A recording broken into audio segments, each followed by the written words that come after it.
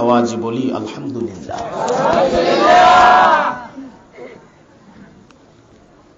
আমাকে বলা হয়েছে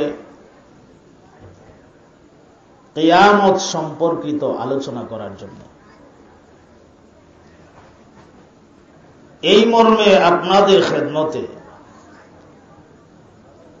আল্লাহর পবিত্র কালামের 30 পারায় অবস্থিত সূরাতুল কারিয়া প্রথম 3টি আয়াতে কারিমা তিলাওয়াত করেছি। আল্লাহ রাব্বুল আলামিন যদি তৌফিক দান করে এই সূরার আয়াতগুলোকে সামনে রেখে আপনাদের খেদমতে কিছু কথা বলবো, আল্লাহর কাছে তৌফিক চাইব আল্লাহ যেন আমাকে ইখলাসের সাথে কথাগুলো বলার এবং আপনাদেরকে আমলের নিয়তে ইখলাসের সাথে কথাগুলো গ্রহণ করার তৌফিক দান করেন।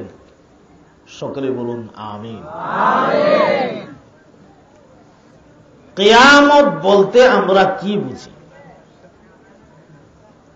আমরা তো বলি যে কিয়ামত কিয়ামত, আসলে কিয়ামতটা এটা কি জিনিস? কিয়ামত হচ্ছে যেদিন আকাশ থাকবে না, চন্দ্র থাকবে না, সূর্য থাকবে না, তারকারজনী থাকবে না, পাহাড় থাকবে না, নদী থাকবে না, খাল বিল সাগর উপসাগর মহাসাগর কোনো কিছুই থাকবে না, পৃথিবীতে কোনো প্রাণী থাকবে না, মানুষ থাকবে না, জিন্নাত থাকবে না, এমনকি আল্লাহর রহমতের ফেরেশতারাও থাকবে না। বাকি থাকবে শুধুমাত্র মহান আল্লাহ রাব্বুল আলামিন। এই দিবসটার নাম হচ্ছে কিয়ামত। কিয়ামতকে প্রথমত 2 ভাগে বিভক্ত করা হয়েছে। একটা কিয়ামতের নাম হচ্ছে কিয়ামতে সুগরা, আরেকটা কিয়ামতের নাম হচ্ছে কিয়ামতে কুবরা। কিয়ামতে সুগরা বলা হয় ছোট কিয়ামতকে, কিয়ামতে কুবরা বলা হয় বড় কিয়ামতকে। ছোট কিয়ামত কি, বড় কিয়ামত কি? ছোট কিয়ামত হচ্ছে আল্লাহর রাসূল বলেছেন যেই মানুষটা যখন মারা গেল এই মানুষটার কিয়ামত তখন সংগঠিত হয়ে গেল, এটা হলো ছোট কিয়ামত। আর বড় কিয়ামত হলো গোটা পৃথিবীটা যেদিন ধ্বংস হয়ে যাবে, কিচ্ছু থাকবে না। কুল্লু মান আলাইহা ফান, সব ধ্বংস হয়ে যাবে, কিচ্ছু থাকবে না। ওয়ায়াবকা ওয়াজহু রাব্বিকা যুল জালালি ওয়াল ইকরাম, একমাত্র আল্লাহ রাব্বুল আলামিনের কুদরতি চেহারা বাকি থাকবে, আল্লাহর চেহারা ব্যতীত কোনো কিছুই থাকবে না, সব ধ্বংস হয়ে যাবে। ওই বড় কিয়ামত, এই বড় কিয়ামতটা সংগঠিত হওয়ার অবস্থা 2 রকম। একটা হইল কিয়ামতের আগে কিছু লক্ষণ দেখা দিবে, আরেকটা হইল বাস্তব কিয়ামত। একটা হইল কিয়ামতের কিছু লক্ষণ যেগুলোকে আলামতে কিয়ামত বলা হয়, কিয়ামতের পূর্ব লক্ষণ। আরেকটা হইল বাস্তব কিয়ামত। আমাদেরকে প্রথমে বুঝতে হবে কিয়ামতের আলামত কি, কোন কোন নমুনা দেখা দিলে পরে কিয়ামত সংগঠিত হবে। এই আলামতগুলি আবার 2 ভাগে বিভক্ত। কিছু আলামত আছে আলামতে সুগরা, ছোট ছোট আলামত, আবার কিছু আলামত আছে আলামতে কুবরা, বড় বড় আলামত। ছোট এবং বড় সব মিলায়া ইজমালি ভাবে আপনাদের খেদমতে আমি কিছু আলামত প্রথমে পেশ করব, এরপরে কিয়ামতের বাস্তব অবস্থার মধ্যে আপনাদেরকে নিয়ে যাব ইনশাআল্লাহ। কিয়ামতের আলামতগুলোর মধ্য থেকে 1 নম্বর আলামত হইল আখিরি জামানার নবী মুহাম্মদুর রাসূলুল্লাহ সাল্লাল্লাহু আলাইহি সাল্লাম পৃথিবীতে আগমন করা। আমরান নবী দুনিয়াতে আগমন করাই হইল কিয়ামতের একটা লক্ষণ। আমরান নবীরে আল্লাহ সমস্ত নবীগণের পরে পাঠাইছে। এই পৃথিবীতে 1,00,000 বামাচান্তরে 2,24,000 পয়গম্বর আল্লাহ প্রেরণ করেছিলেন। আমাদের নবীরে আল্লাহ বানাইছে সমস্ত নবীগণের আগে, দুনিয়াতে পাঠানোর বেলা পাঠাইছে সমস্ত নবীগণের পরে। আমরান নবী দুনিয়াতে আসার মানেই হইল এই কথা আল্লাহ বুঝাই দিলেন, দুনিয়া কিন্তু এখন আর যৌবন বয়সে নাই, দুনিয়ার বুড়াকাল বুড়া বয়সে এসে গেছে। এটা কিয়ামতের একটা লক্ষণ। আল্লাহ রাসূল কিয়ামতের কিছু লক্ষণ বর্ণনা করে গেছেন। এর মধ্যে একটা হইল ওয়াল আমানাতু মাগনামান, পৃথিবীর মানুষ আমানতকে গনিমতের মাল মনে করবে। আমানতকে কিসের মাল মনে করবে? গনিমতের মাল। কাহারও কাছে যদি কোনো জিনিস আমানত দেওয়া হয়, এক্সাম্পল স্বরূপ ধরে নেন কিছু টাকাই আমানত দেওয়া হইল, জমা দেওয়া হইল, ওই লোকের এজাজতবিহীন এই টাকা কোনো অবস্থাতেই খরচ করা জায়েজ হবে না। যেইভাবে যেই নমুনায় যতটা বাঙ্গা দিয়া টাকাটা আপনার কাছে দিছে, ঠিক এই নমুনায় আবার ওই লোকের হাতে তুলে দিতে হবে। এটার নামই হইল আমানত রক্ষা করা। একটা বাঙ্গা একটা বাদ যদি সুইটা যা, আমানতের খেয়ানত হয়ে গেল। আমরা কিন্তু অনেক সময় আমানতরে গনিমতের মাল মনে করে খরচ করি, আমার হাতে যখন আসছে আমি খরচ করতে থাকি, সময় হইলে আবার মিলাইয়া দিয়ে দেব। এটা কিন্তু বিধানে নাই। হ্যাঁ, দেনেওয়ালা যদি আপনাকে অনুমতি দিয়ে দেয় যে আপনি খরচ করেন, যখন আমার প্রয়োজন হবে 1 মাস আগে অথবা 1 সপ্তাহ আগে আমি আপনাকে বলবো, বলার পরে আপনি আমাকে দিয়ে দিয়ে, তখন আপনার জন্য খরচ করা জায়েজ আছে। এই জন্য আল্লাহ রাসূল বলেছেন ওয়াল আমানাতু মাগনামান, কিয়ামতের একটা লক্ষণ হইল মানুষ বেশি বেশি করে আমানতের খেয়ানত করবে, আমানতরে গনিমতের মাল মনে করে করে খরচ করবে। 2 নাম্বার ওয়াজ-যাকাতু মাগরামান, যাকাতকে মানুষ একটা পূজা মনে করবে, পূজা মনে করবে, এটা আলাদা একটা পূজা। বলবেন হুজুর যাকাত তো আমরা দেই, যাকাত তো দেই, কিন্তু দেওয়ার সুরত কি? আমাদের দেশে যখন রমজান মাস আসে তখন কিছু ভদ্রলোক বড় লোকরা যাকাত দেয়। যাকাত দেওয়ার পদ্ধতি ওরা পয়সা দিছে, কিছু শাড়ি আর কিছু লুঙ্গি কিনে, এই শাড়ি আর লুঙ্গি যাকাতের মাল হিসাবে দেওয়া হয়। এখন এক বেচারা গড়ে খাওয়ান না, এর গড়ে শাড়ি গিয়া জমছে 10টা, ঘরের মধ্যে খাওয়ান নাই, লুঙ্গি জমছে 5টা। এখন এই লুঙ্গির দিকে আর শাড়ির দিকে তাকায় তাকায় তো পেট ভরতো না। যাকাত দেওয়ার যে পদ্ধতি, সুন্নত তরিকা, এই তরিকার কাছে কিন্তু আমরা নাই। আমরা আছি সুনামের পেছনে। মানুষ বলুক আমি যাকাত দিছি, সুনাম অর্জন করার জন্য লুঙ্গি আর শাড়ি দিয়া মানুষের ভিড় জমা। এখানে আমরা একটা জিনিস বুঝার আছে, যাকাতের মালটা এটা গরিবের হক। কার হক ভাই? গরিবের হক। এখন আপনি যাকাত দেনেওয়ালা, আপনার দায়িত্ব হচ্ছে গরিবের হকটারে গরিবের বাড়িতে পৌঁছায় দেওয়া। আপনার মাল থেকে যাকাতের মালটারে আলাদা কইরা গরিবের বাড়িতে পৌঁছাইয়া দিলে গরিব পায়ে গেল, আপনার মাল পবিত্র হইল। আর আমরা করি কি, সব গরিব দাওয়াত দিয়া একত্রিত করি, যাকাতের মাল দেওয়া হবে, যাকাতের লুঙ্গি দেওয়া হবে, শাড়ি দেওয়া হবে, আর একটার কোনি আর একটা খাইয়া এমেদা হাত নাই, এমেদা ভাও নাই, এমেদা মাথার ব্যথা পাইছে, আর বাড়ির গিয়ে সেরকম মানুষের যা ধাক্কা ধাক্কি, যা ফেস লাগছে মানুষের যন্ত্রণা, একটা লুঙ্গি আনতে যা কষ্ট হয়েছে, 10 বছরও এমন কষ্ট করি নাই। ওই যা কষ্ট হয়েছে যে এই কথাহান কইবার লাগিয়া তাই দুনিয়ার মানুষ জমাইছে না। গরিবকে আপনি অ্যাঙ্কার করতে পারবেন না। আপনি ধনী মানুষ, গরিবকে যাকাত দিচ্ছেন, এই জন্য গরিবকে আপনি অ্যাঙ্কার করবেন, তাদেরকে ভিক্ষুকের মতো আপনার বাড়িতে আনবেন আর তাদের হাতে তুলে দিবেন, এমন না। বরং আপনার মালকে পবিত্র করার জন্য আপনি নিজে যাকাত আলাদা করে গরিবের বাড়ি পৌঁছায় দিবেন। এটা হলো যাকাত দেওয়ার পদ্ধতি। তো আল্লাহ রাসূল বলেন যাকাতটাকে মানুষ একটা বোঝা মনে করবে, যাকাত দিতে চাইবে না।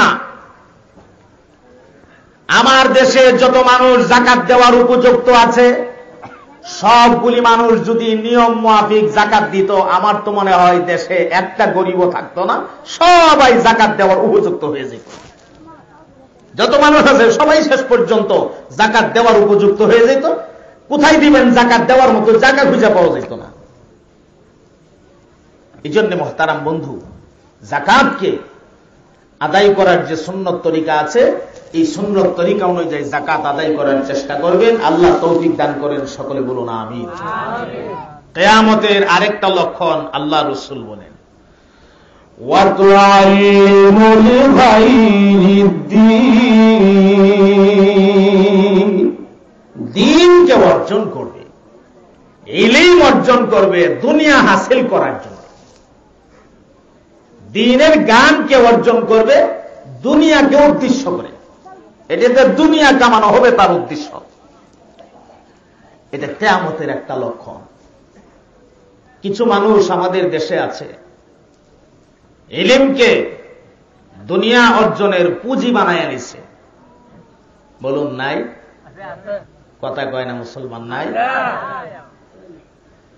আল্লাহর দ্বীনের সহি বুঝ যদি তাদের ভেতরে থাকতো, তারা কখনো উল্টা পাল্টা মানুষকে বুঝাইতো না। আমার মতো তাদেরও টুপি আছে, দাড়ি আছে, লম্বা জামা আছে।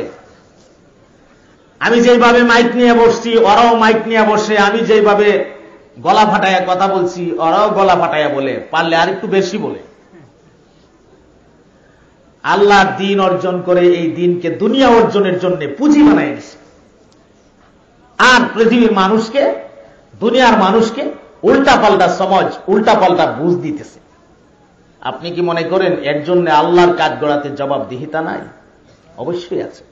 কোন একটা বক্তা যদি নিজের থেকে বানায়া একটা কথা বলে, আল্লাহ কিয়ামতের মাঠে তার জিহ্বাটা টান দিয়া আগুনের কেচি দিয়ে কেটে ফেলবে। বলতেছে তো, মাইক নিয়ে বসলে দেখা যায়। আমরা তো এমন হয়েছি যে ওয়াজের হিসাবটাও মিলাইতে পারি না। 1 ঘন্টা ওয়াজের ভেতরে লম্বা এক খুতবায় চলে গেল 10 মিনিট, এরপরে 2-4টা জিকির দেওয়া হলো, এর ভেতরে গেল আরো কয়েক মিনিট। আচ্ছা জিকির করলো, আল্লাহ তাআলার জিকির, ভালো কথা। কিন্তু মাঝে মধ্যে যে গজল মজল দেওয়া হয়, এক গজলে 10 মিনিট। একটা ওয়াজের ভেতরে যদি 4টা গজল দেওয়া যায়, 4-10 40 মিনিট। ওয়াজ যদি করলো 1.5 ঘন্টা, মাইকে যদি রইল 1.5 ঘন্টা, 40 মিনিট চলে গেল গজলে, ওয়াজ হইল কয় মিনিট? এই হিসাবটা আমরা মিলাইতে পারি না। আবার এই তালে তালে তাল মিলাইয়া আমরা একদল বৈশা বৈশা পড়তেও আছি, মজাই তো লাগে না। সময়ের দাম আছে। বলবেন হুজুর গজল কি আর ওয়াজ না? গজল ওয়াজ না, ওয়াজ গজল না। কথা ঠিক না? তাইলে হুজুর গজল জায়েজ না? অবশ্যই জায়েজ। কিন্তু ওয়াজের সময় আমি গজল দিয়ে সময় কেন নষ্ট করব? গজলের সময় গজল খুব বলেন, কোন আপত্তি নাই। গজলের মঞ্চ যদি হয় খুব গজল বলা হোক, কোন আপত্তি নাই। আমার মুহতারাম বন্ধু, বলেছিলাম মানুষ দ্বীন অর্জন করবে, আর এই দ্বীনকে, এই ধর্মকে, ইসলামকে মানুষ তার নিজের চলার জন্য একটা পুঁজি বানায় নিবে, এর দ্বারা সে দুনিয়া অর্জন করবে। আল্লাহ রাসূল বলেন কিয়ামতের লক্ষণগুলোর মধ্য থেকে এটা একটা বিশেষ লক্ষণ। এই লক্ষণ আমাদের দেশে দেখা দিছে না? দিছে না? আচ্ছা, যাদের সামনে খালি জায়গা আছে একটু কষ্ট করে আগায় বসলে ভালো হয়। যে সমস্ত বন্ধুরা আসতেছে তাদেরকে বসার জায়গা করে দিলে ভালো হয়। একটু সামনে আগান, খালি জায়গা বন্ধ করেন। লা ইলাহা ইল্লাল্লাহ,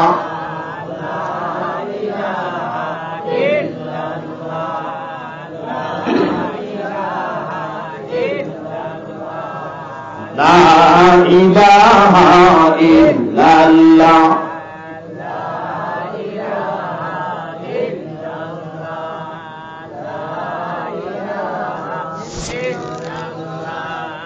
লা ইলাহা ইল্লাল্লাহ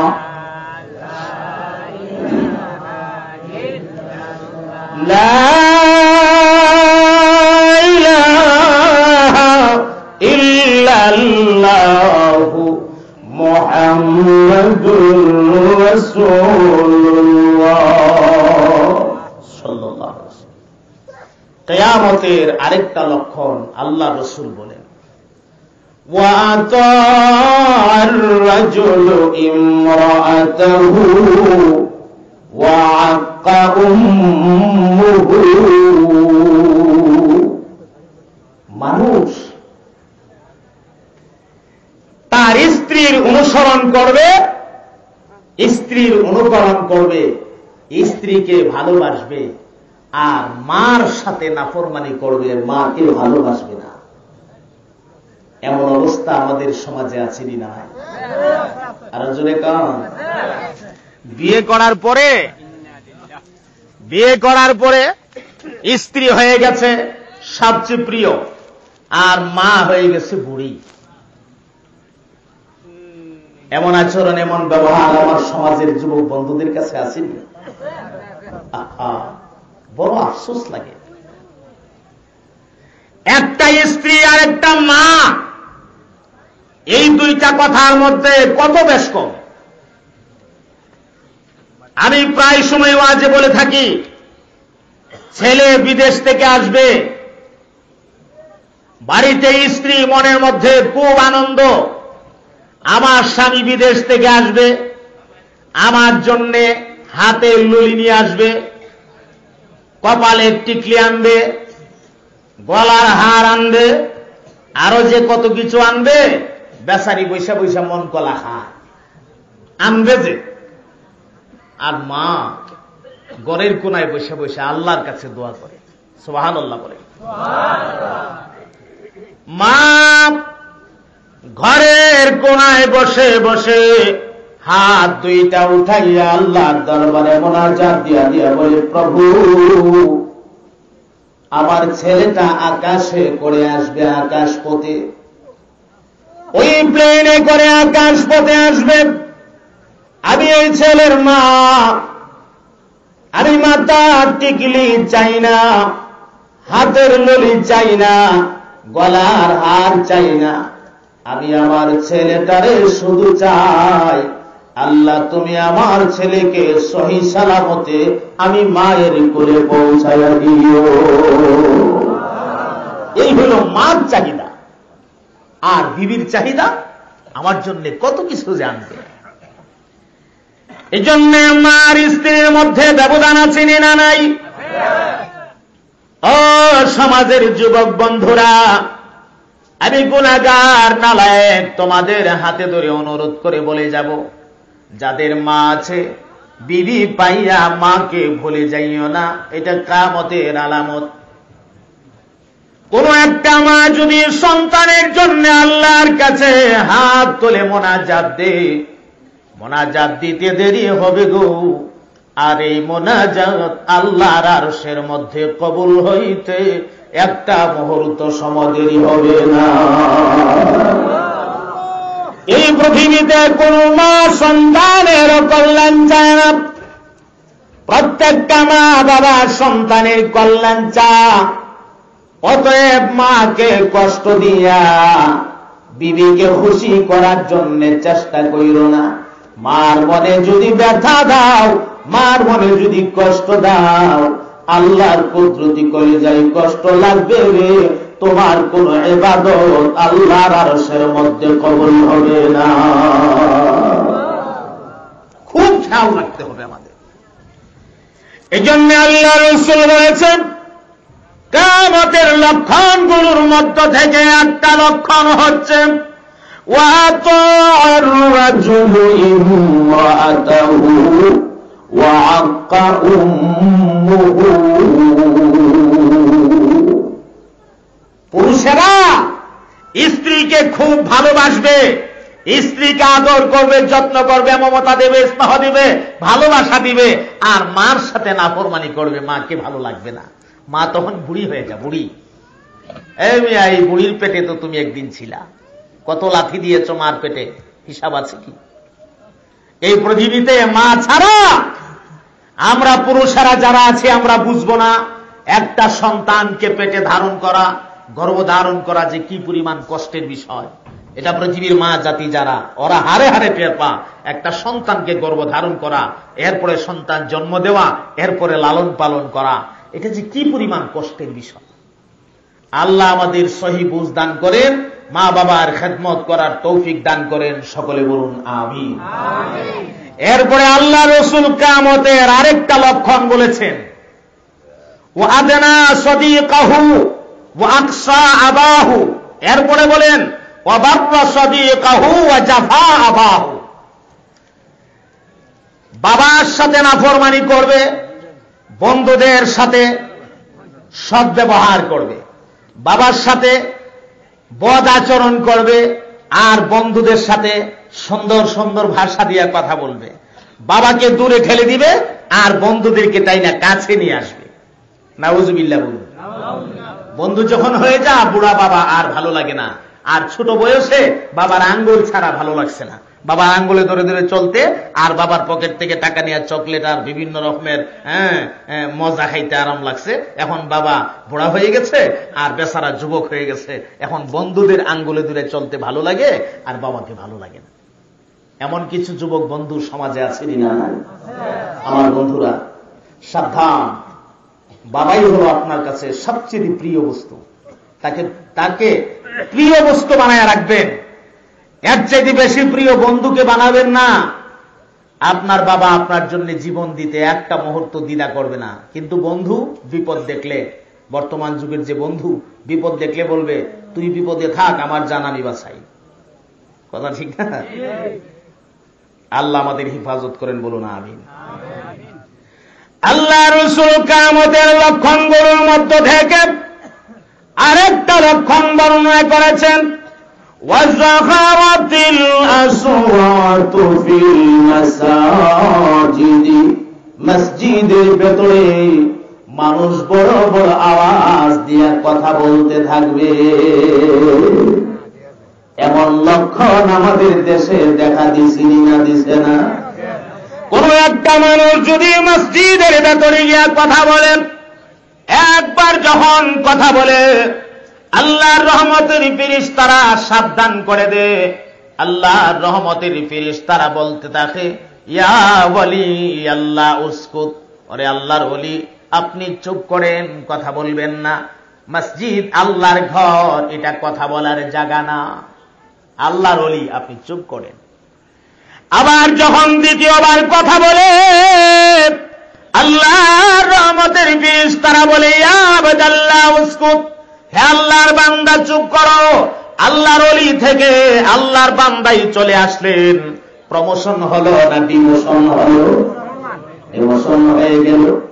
এরপরে যখন আবার কথা বলে তখন রহমতের ফেরেশতারা ডাক দিয়া বলে, ইয়া আদুবাল্লাহ উসকুত, ওরে আল্লাহর দুশমন তুই চুপ কর। নাউজুবিল্লাহ বলেন। প্রথম বললে হে আল্লাহর ওলি চুপ করেন, এরপরে বলে হে আল্লাহর বান্দা চুপ করো। এরপরে কথা বললে ফেরেশতারা রাগ করে বলে, হে আদুবাল্লাহ, হে আল্লাহর দুশমন, এটা কি তুমি বাড়ি পেয়ে গেছো? এটা আল্লাহর ঘর, তুই সাবধান হয়ে যা, আল্লাহর দুশমন আর কথা বলবি না। আমরা কি একটা দুইটা তিনটা বলেই শেষ করে দেই, নাকি শত শত কথা মসজিদে বলি? নামাজের সময় গিয়ে বসে কথা বলছি। নামাজের সময় যতক্ষণ পর্যন্ত অপেক্ষায় থাকবেন, চুপ করে থাকবেন, নামাজ পড়লে পরে যেই সওয়াব হওয়ার কথা আল্লাহ তাআলা ঠিক সমপরিমাণ সওয়াব আপনার আমলনামায় দিবেন। এই জন্য আল্লাহ রাসূল বলেন, কিয়ামতের আলামতগুলোর মধ্যে থেকে একটা বিশেষ আলামত, মসজিদের ভেতরে মানুষ বড় বড় আওয়াজ দিয়া কথা বলবে। আমি মাঝে মধ্যে বলি, আমাদের সমাজে এমন কিছু মানুষ আছে বাড়িতে বিবির সাথে পারে না, মসজিদে ইমাম সাহেবের কাছে গিয়া সর্দারি করতে খুব ভালো লাগে। আসেনি না নাই? ইমাম মুয়াজ্জিনকে ধমকায়, মুয়াজ্জিন সাহেব এই জায়গায় ময়লা কেন, মাটি কেন, জায়গাটা পরিষ্কার করেন না কেন, বেতন কি কম দেয়? আর বাড়িতে আসলে বিবি দেওয়া তুললে দেওয়াটা বাড়িটা সাফা ভাড়া এলাম। এখানে গেলে সর্দারি পারে না, মুয়াজ্জিনের কাছে সর্দারি খুব চলে। এমন কিছু আসেনি না নাই? সাবধান, আল্লাহ হিফাজত করে। আমিন বলেন, আরো মহাব্বতে বলেন আমিন। কিয়ামতের লক্ষণ দেখা দিয়েছে এগুলো। বলবেন হুজুর তাহলে এখনো কিয়ামত কেন হয় না? এত লক্ষণ দেখা দিয়েছে, আরো লক্ষণ বাকি আছে। আসুন আমরা সামনের দিকে যাই ক্রমান্বয়ে। আল্লাহ রাসূল আরেকটা লক্ষণ বলেছেন, ওয়াসাদাল কাবিলাতা ফাসিকুহুম ওয়া কানা যাঈমুল কওমি আরযালুহুম ওয়া উকরিমার রাজুলু মাখাফাতা শাররিহি। সমাজে ফাসিক ফুজ্জার মানুষ যারা, ওই ফাসিক ফুজ্জার মানুষগুলো সমাজের নেতৃত্ব দিবে, সমাজকে পরিচালনা করবে। আর মানুষ তাদের শারারিয়তের ভয়ে, তাদের খারাপির ভয়ে মানুষ তাদেরকে সম্মান করবে। ও ভাই, সম্মানটা দুই ভাগে বিভক্ত। একটা হইল মানুষটা সম্মানের, এজন্য তাকে সম্মান করা, আর আরেকটা হইল শারারিয়তের ভয়ে, খারাপির ভয়ে। মানুষটা বড় সাংঘাতিক খারাপ রে, এর সাথে যদি ব্যবহার খারাপ করি আবার না জানি কোন সময় কোন বিপদ ঘটে যা, এই ভয়েও, এর খারাপির ভয়েও মানুষ অনেক সময় হেরে ভয় পা বা সম্মান করে। এমন হয়নি না? হয় না? আল্লাহ রাসূল বলেন এটা কিয়ামতের আলামত। মানুষ তাকে তার শারারিয়তের ভয়ে সম্মান করবে, আর ওই ফাসিক ফুজ্জার মানুষগুলো সমাজে নেতৃত্ব দিবে। ভালো মানুষের মূল্যায়ন থাকবে না। সুদখোর, মদখোর, জুয়াখোর, নামাজ পড়ে না, রোজা রাখে না, দাড়ি রাখে না, টুপি লাগানা, পাঞ্জাবি লাগানা, সুন্নতের কাছেও নাই, এই মানুষগুলো হবে সমাজের নেতা, সমাজের সর্দার। আর আল্লাহওয়ালা মুত্তাকি যারা, তাদের কোনো মূল্য থাকবে না, তাদেরকে সমাজ কোনো মূল্য দিতে জানবে না। বলুন এই লক্ষণ আমাদের সমাজে আছে কিনা? আল্লাহ রাসূল কিয়ামতের একটা লক্ষণ বলেছেন, ওয়াযাহারাতিল কিনাতু ওয়াল মাআজিফ। গান বাদ্য বেশি বেশি হবে, বাদ্যযন্ত্র বেশি বেশি তৈরি হবে। যতদিন সামনে এগোচ্ছে তত বেশি বেশি বাদ্যযন্ত্র তৈরি হচ্ছে। এখন গানের জন্য যত রকমের যন্ত্র আছে, আপনারা মুরব্বীরা যারা আছেন আপনারা বলতে পারবেন, গানের জন্য কিন্তু এত যন্ত্র কোন যুগেই ছিল না। কথা ঠিক না বেটি? এখন যে কত নমুনার বাইর হইছে। আমরা যখন ছোট তখন দেখছি ডুল বাইরে, তো ডুল দেখছেন না? একদিকে এটারে দপ বলা হতো, দপ্পার দপ্পার দপ্পার দপ্পার করতো। এর হলে বাইরে হইল দুই দিকে, এটা বাড়ি দিয়ে একটা ছোট ডান্ডা দিয়া, লাঠি দিয়া বাড়ি দিয়ে, তখন ডন্নার ডন্নার ডন্নার ডন্নার করে। আওয়াজটার জন্য আর একটু মডেলিং হয়েছে, দপ্পার থেকে ডন্নার হয়েছে। কথা ঠিক না? এর হরে আবার ক্রমান্বয়ে এখন এর হরে আরেকটা কি বাইরেছে, আপনার মুলি দিয়া বাঁশ দিয়া বাঁশি বানাইতো, এটার মধ্যে ছিদ্র থাকতো, ছোট জায়গায় করতো। এখন দেখা যায় বাঁশে বসে চলে না, এখন তার বাঁশ বস না, এখন তামা দিয়া সেটা এমন সুন্দর করে বানাইছে, পিতল দিয়া, তামা দিয়া, আনলে কাঁচ দিয়া, ওই যে কাঁচের বাঁশি দেখছেন না, আঁকা বাঁকা সাপের মতো, এটা এইখানে লাগাইছে। বেরিয়েছি নি? আল্লাহ রাসূল বলেন কিয়ামতের লক্ষণ খালি এগুলি না। এখন যার একটা কি গান বাইরেছে, কি জানি একটা গান বাইরেছে, এটার মধ্যে যে কত তানো বাড়ি মারে, এখানটা থালো বাড়ি মারে, এখানটা কটাত বাড়ি মারে, কত বাইরে নিব জানি, ডান্ডা খালি বাইরে দেখছেন না? তা কিয়ামতের লক্ষণ। আল্লাহ হিফাজত করেন, বলুন আমিন। আল্লাহ রাসূল কিয়ামতের একটা লক্ষণ বলেছেন, ওয়াশুরিবাতিল হুমুর। মানুষ বেশি বেশি করে শরাব পান করতে থাকবে। শরাব পান করনেওয়ালা কিছু মানুষ সমাজে আছে না নয়? আর জুড়ে কান, আব্বা মুসলমান, দাদা মুসলমান, দাদার বাবাও মুসলমান, নিজেও মুসলমান, মুসলমানের ঘরের মুসলমান হইয়া শরাব পান করে মাতাল হইয়া পাগলের মতো হইয়া রাস্তাঘাটে ঘুরে, হিসাবের মিল নাই, চলার মিল নাই, কথার মিল নাই। আল্লাহ রাসূল বলেন, রে মানুষেরা, যখন দেখবে সমাজে বেশি বেশি করে শরাব পান করা হচ্ছে, তোমরা বুঝে নিবে কিয়ামত আর বেশি দূরে নাই, কিয়ামতের সময় গণায় গেছে। এটাও কিয়ামতের একটা লক্ষণ। এরপরে আর একটা বিশেষ লক্ষণ হলো ইউবাদদিলুল্লাহুশ শামস, আল্লাহ তাআলা সূর্যকে পরিবর্তন করে দিবেন। এটা কিয়ামতের বড় লক্ষণগুলোর মধ্য থেকে একটা বিশেষ লক্ষণ। সূর্যকে আল্লাহ পাল্টাইয়া দিবে। এখন সূর্য উদয় হয় কোন দিকে? উত্তর দিকে। কোন দিকে? পূর্ব দিকে উদয় হয়। অস্ত যায় কোন দিকে?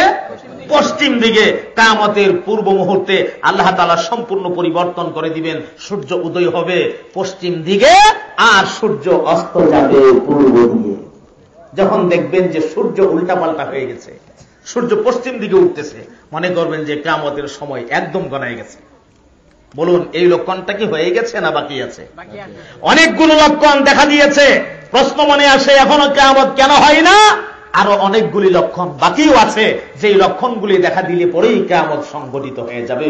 কিয়ামতের লক্ষণগুলি সবেমাত্র বলা হইতেছে, এরপরে হবে বাস্তব কিয়ামতের আলোচনা, এরপরে হবে কিয়ামতের পরে আখিরাতের জগতের আলোচনা। মোটামুটি আরো 2টা পর্ব আমাদের সামনে রয়ে গেছে। শুধুমাত্র আলোচনাটা আমি শুরু করছি, বা আলোচনার একটা আমাদের দেশে যে বলা হয় জাল বাইন্যানি, জাল বাইন্যানি দেখছেন না? 1 ফাই থেকে শুরু করে ক্রমান্বয়ে 2 ফাই, 3 ফাই, 4 ফাই, 10 ফাই, 50 ফাই, 100 ফাই, এক সময় দেখা যায় হাজার হাজার ফাই হয় না? ওয়াজটা ঠিক এই নমুনায় শুরু হইতেছে। আল্লাহ যদি তৌফিক দান করে আপনাদেরকে কিয়ামতের আলামতের পরে বাস্তব কিয়ামত, এরপরে আপনাদেরকে কিয়ামতের পরে কি অবস্থা হবে, সেই অবস্থা, হাসরের মাঠ, যে ভয়াবহ অবস্থা সৃষ্টি হবে, এ পর্যন্ত আপনাদেরকে নিয়ে যাব ইনশাআল্লাহ। আল্লাহ তাআলা যদি তৌফিক দান করে, আর আপনারা যদি ধৈর্যের সাথে বসুন, আল্লাহর কাছে তৌফিক চাই, আল্লাহ তৌফিক দান করেন, বলুন আমিন। এরপরে আসুন, গত 2 বছর আগে তো আমাদের এই মসজিদে কিছু কালেকশন আপনি করেছিলেন, আলহামদুলিল্লাহ আপনার দোয়ায় মসজিদটা পর্যন্ত হয়েছে। এবছরও একটু কিছু কালেকশন ইনশাআল্লাহ ইনশাআল্লাহ। মুহতারাম হাজিরিন, কিয়ামতের আরেকটা লক্ষণ হচ্ছে দাব্বাতুল আরদ নামে একটা প্রাণী বের হবে। কি নামে? দাব্বাতুল আরদ, জমিনের একটা প্রাণী। আল্লাহ তাআলা এই বিষয়ে পবিত্র কোরআন শরীফে ইরশাদ করেছেন, وَإِذْ وَقَعَ الْقَوْلُ عَلَيْهِمْ أَخْرَجْنَا لَهُمْ دَابَّةً